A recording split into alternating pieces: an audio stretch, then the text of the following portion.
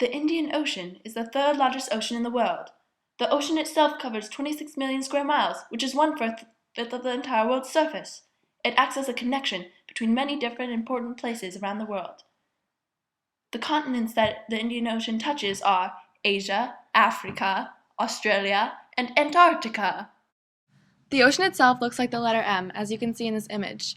As mentioned before, the Indian Ocean acts as the link between Arabia, India, China, and East Africa. For thousands of years, the Indian Ocean has provided a fast and relatively safe route for traders to make their way from one place to another. Next, we will see some of the important cities and ports along the Indian Ocean trade route. Circled in blue is the city of Sofala. In purple, we have Kilwa. Circled in blue is Mogadishu. And next, we have Aden, shown in red. This is Hormuz, circled in yellow. This is Calicut, in purple. Fernando Lopez de Castaneda described Calicut like this in 1552.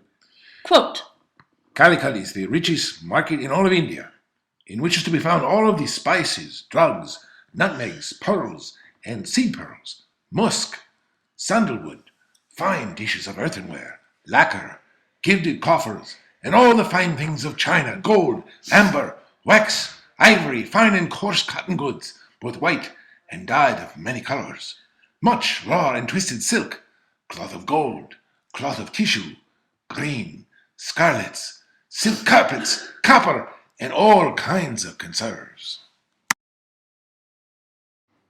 And lastly, Malacca, in black. Monsoons are seasonal winds that bring different amounts of precipitation to different areas depending on the season. The Indian trade routes were affected by these monsoons not only because of the weather, but because of the way the wind blew the sails of the dhows, which were Arab ships.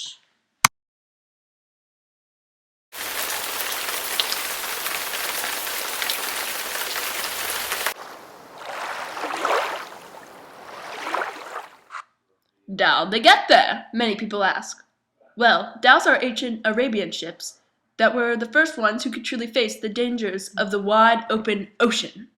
That's right, dhows were vital to the spread of trade quicker across seas and the growth of each area's economy.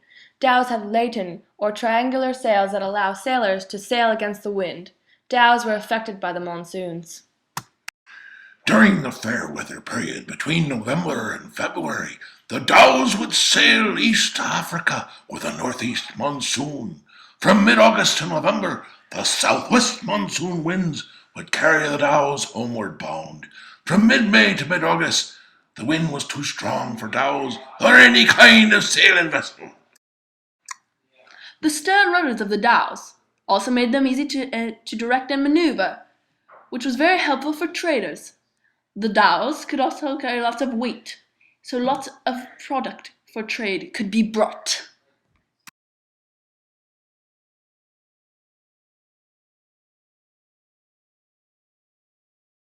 Chinese junks were the other type of boat made in the Indian Ocean trade network. They originated from the Song dynasty from 960 to 1270. Their mast was made of bamboo and they usually had 2 to 3 sails, sometimes even 4. They were 150 meters or 492 feet long. Chinese junks have been used as warships throughout Chinese history.